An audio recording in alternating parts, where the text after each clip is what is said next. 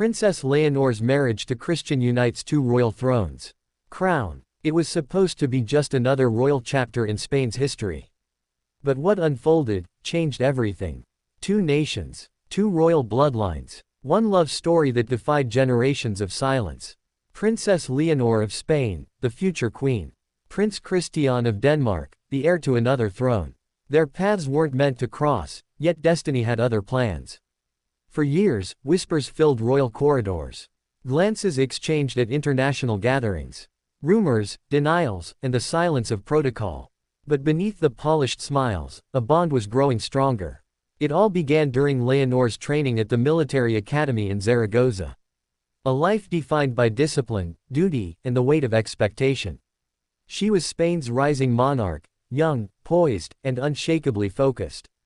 But even a future queen can't ignore the quiet pull of the heart. Christian first saw her at a diplomatic gala in Madrid. No introduction was planned, yet somehow, their eyes met across the crowd. Observers said the moment lingered longer than royal etiquette allowed. And from that spark, history began to rewrite itself. They started exchanging letters, handwritten, discreet, and deeply personal.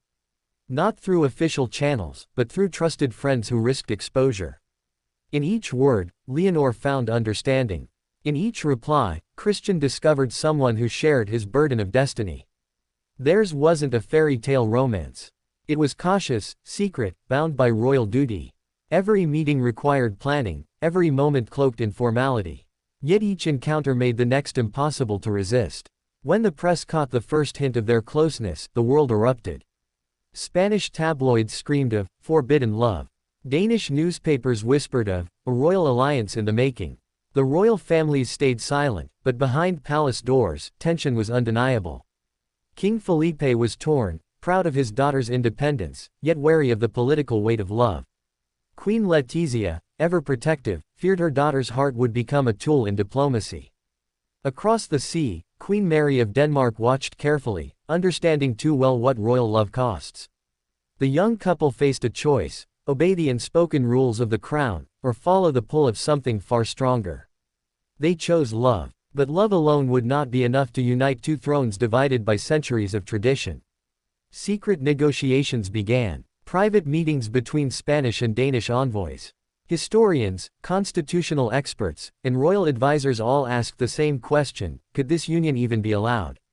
No European royal marriage had carried this kind of weight since the 1800s. Then came the turning point, the 2025 summit in Madrid. Both families attended, publicly distant, privately anxious. Yet in the quiet of the royal gardens, Leonor and Christian met away from cameras. Witnesses say they spoke softly, hands trembling, knowing the world outside might never understand. That night, something shifted. King Felipe was seen speaking privately with Queen Margrethe's advisors. An hour later, an unexpected announcement echoed through both nations. Spain and Denmark released a joint statement. The two royal families recognized the enduring friendship and shared values between our nations. It wasn't a confirmation, but it was the first public step toward unity. In the months that followed, Leonor continued her royal duties with quiet grace. Christian represented Denmark at international events, always composed. But the eyes of the world saw it, the way their paths always seemed to cross, the smiles that spoke volumes. Then came the day that silenced the skeptics forever. Without warning, the royal press offices confirmed what millions had only dared to hope. Princess Leonor and Prince Christian were to be married. Spain erupted in joy. Denmark celebrated with pride. Two kingdoms, once separate, now bound by love and destiny. The ceremony was held in Madrid, a blend of Spanish tradition and Danish elegance. Leonor's gown shimmered like the dawn, embroidered with both nations' symbols. Christian wore a uniform bearing insignias from both royal houses. It was more than a wedding, it was history being written before the eyes of the world. As they exchanged vows, the cathedral fell silent.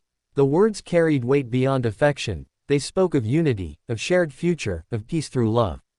And when the rings were placed, Europe felt something it hadn't in generations: renewal. But even as the cheers echoed, new questions rose.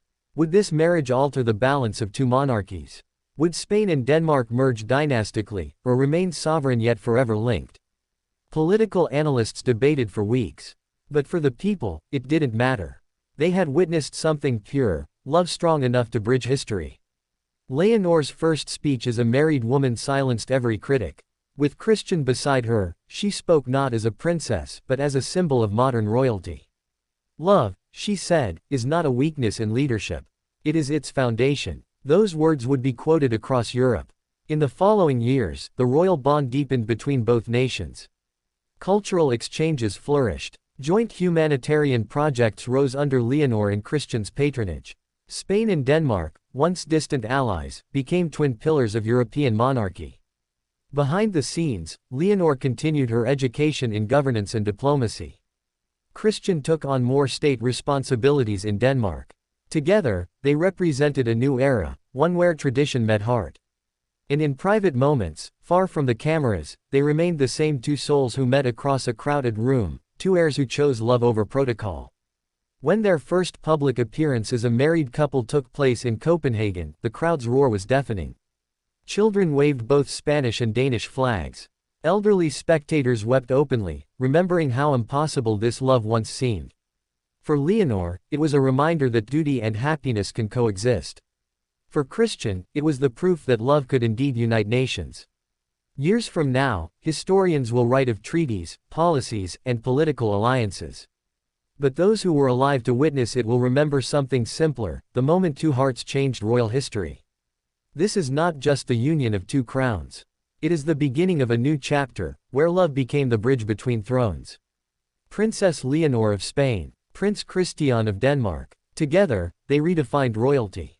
And in doing so, united two royal thrones under the power of love.